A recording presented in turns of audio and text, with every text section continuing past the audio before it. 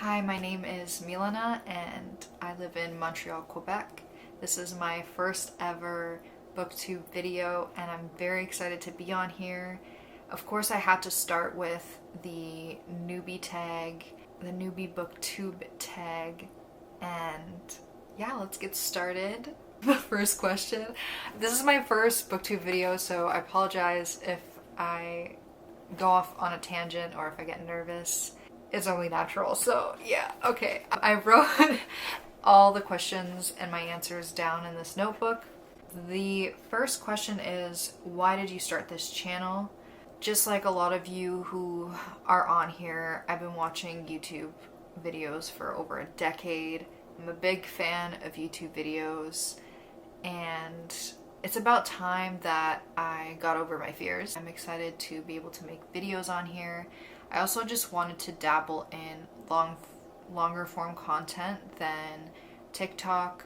I feel like there's a lot that YouTube offers when it comes to reading and talking about reading as a platform that TikTok just doesn't.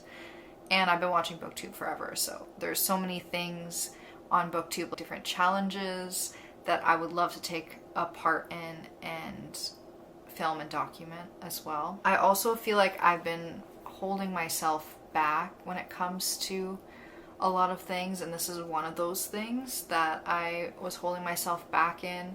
And as of recently, the past few months, I've been going through a very life-altering event that's still going on, and it really was a very big shock to my system and brought me into reality a little bit more than I feel like I was before. And I thought, because I'm already pushing through a lot of fear and things that I feared in my life through a difficult time that I'm going through, I thought, what is one more thing to add on to that? I really want to do this more for fun and as a hobby than anything else. So I'm just riding the wave of pushing through fear right now, and yeah, that's really why I started this channel. And I love reading, obviously. That would be the most obvious reason. The second question is, what are some fun and unique things you can bring to YouTube? That I'm excited to talk about because I want to bring an aspect of day-to-day life as a working creative into my booktube content. I'm not exactly sure how I'm going to do that right now, but I've always wanted to mix that into whatever content I decide to film on YouTube. I work as a photographer. I have for, 8 years now, probably. I also have a background in filmmaking and dabbling in filmmaking again after a long hiatus.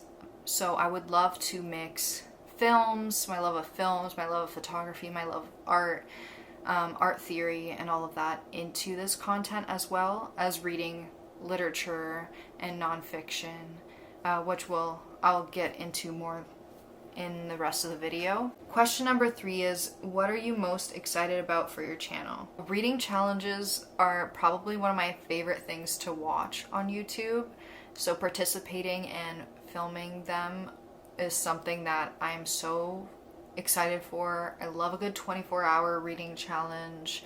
I love replacing my screen time with reading time. I love when people challenge themselves to read really difficult books. Who knows, maybe I'll read War and Peace for YouTube. Yeah, that might happen. I'm also just excited to mix all of my favorite creative things into my booktube content, and just participating in the booktube community in a more active way than I was before. I loved watching videos, commenting on videos, so I'm very excited to finally put videos out there.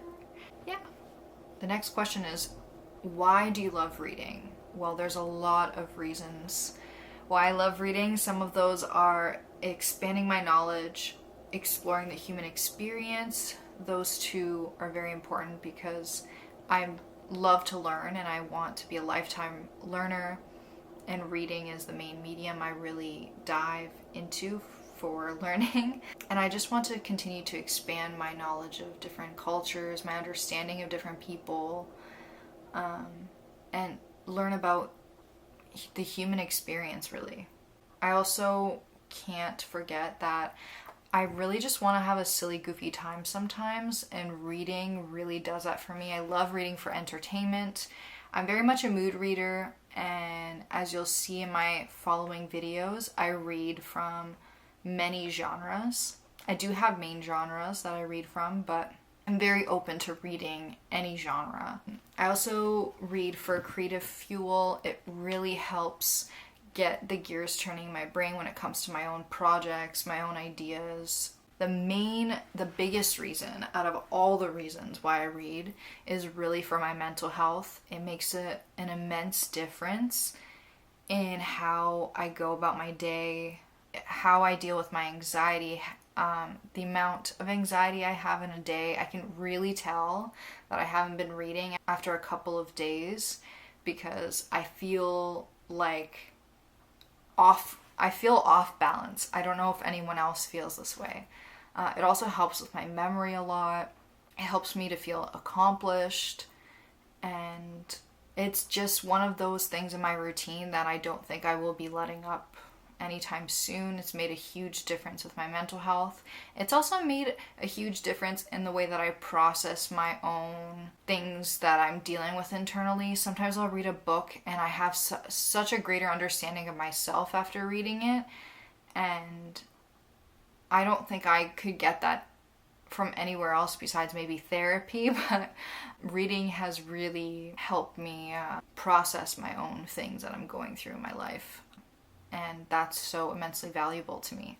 Question number 5 is, what book series got you into reading? So, I love talking about this because I grew up in Canada, and we had the Scholastic Book Fair growing up, and that was one of my favorite things ever about grade school. And I would buy everything. I'm talking books, pens, bookmarks, posters. This was everything to me. Scholastic Book Fair just lit my obsession on fire. The main book series that impacted me when I was really little was the Magic Tree House series. I freaking loved those books. I can still remember all the different covers. They were just so creative and so fun, and I just felt so transported reading those. Junie B. Jones was hilarious. I freaking loved her as a character. She was such a little, I don't know if I can swear on here, but she was such a little brat. And so I just absolutely loved her character. I read the Geronimo Stilton books, Series of Unfortunate Events. I love the Goosebumps books, even though I was really afraid of horror stuff when I was a kid. But for some reason, Goosebumps just was a thing for me. And then in my preteen and teen years, I was obsessed with Twilight like everyone else. I read the Maze Runner series, I remember, the Hunger Games, obviously. I was also a John Green girly. The Pixie Dream Girl plague that came on Tumblr was I was infected by it. So that was a huge part of my identity growing up, and that tells you all you need to know. Number 6 is, what questions would you ask your favorite booktubers? I only have 2. Can really think of anything else, but the first one is, what is your most controversial book opinion or book you love to hate? I love when people are comfortable talking about books that really irked them or that they really just didn't enjoy. It's very entertaining, and sometimes I want to know the tea. I want honesty. And then the second question is, how do you manage to keep up with making content, and what tips do you have for making content? How do you stay motivated, especially when you're starting early on and no one's really watching this? I would love to know any advice. Number 7 is, what challenges will be the hardest with Booktube? My biggest challenge personally will be to hold back on self-criticism.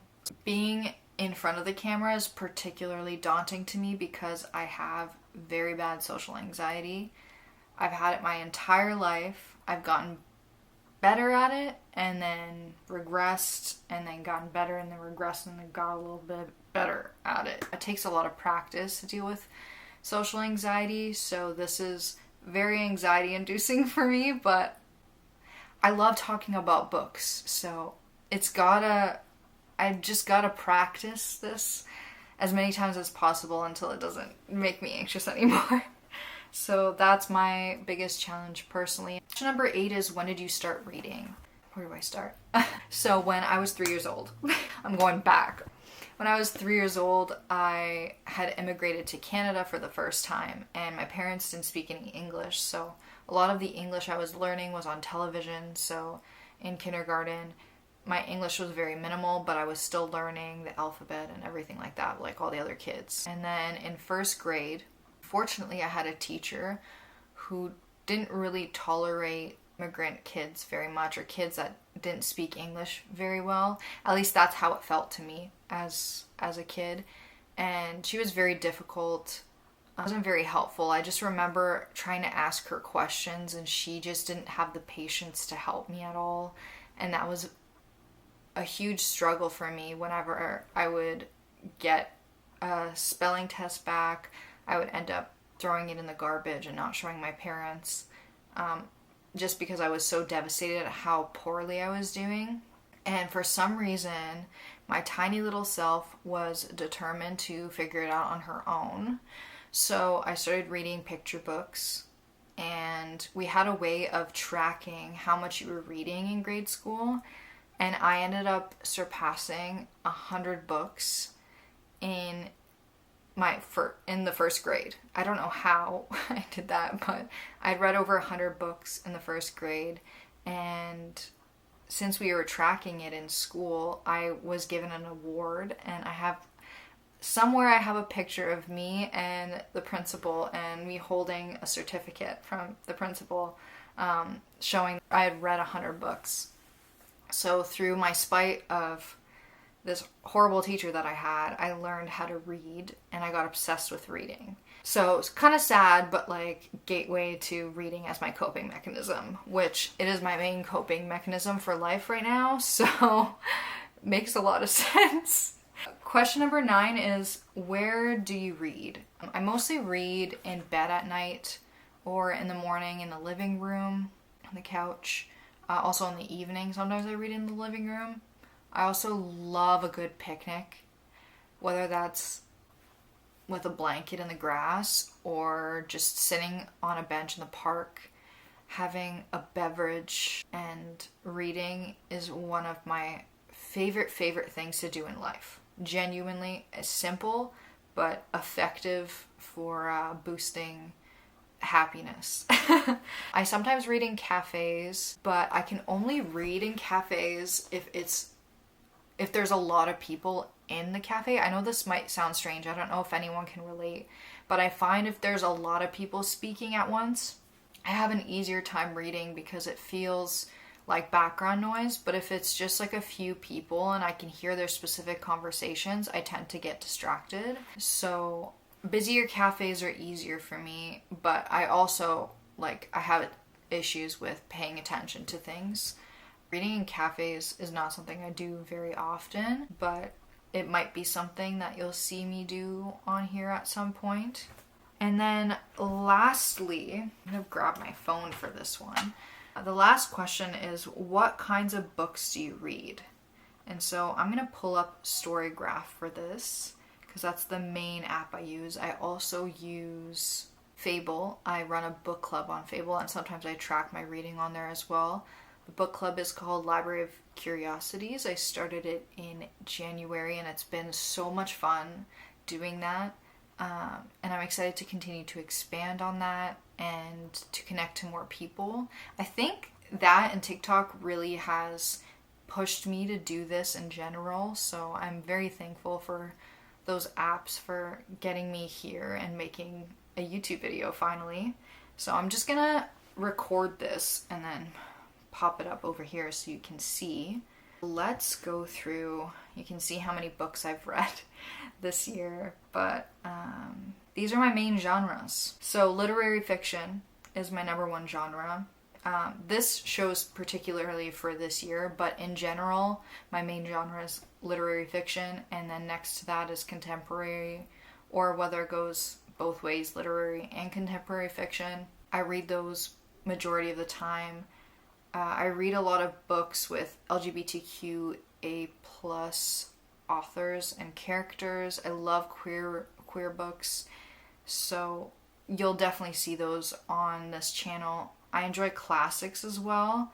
There's not many this year yet, only because I was out of town and was mainly reading actually on my e-reader. I'm reading Happy Place currently. I love romance too, but that is this even on the list? Oh yeah, there's some romance there under classics. So I do read romance, guys, I swear. But I don't read as much romance. Literary fiction's my main genre. I also got into fantasy in December, with Dune being the first fantasy book I read as an adult. I read YA fantasy as a teenager, but I never read adult fantasy. And that's a sci-fi fantasy specifically, so I would love to read fantasy in general. So you might see me dive more into that as well. Like I said, I'm very open to any genre. Primarily will be reading literary fiction. I do want to expand more on classics that I haven't read. I want to dive into Russian classics. I want to dive into challenging classics that I've been putting off for a while. I want to read more Toni Morrison. She's one of my favorite authors. And I also want to read more nonfiction. At the end of my teen years and into university, I only read nonfiction for some reason. I think the university life kind of just put literary fiction and just literature in general to the side for me.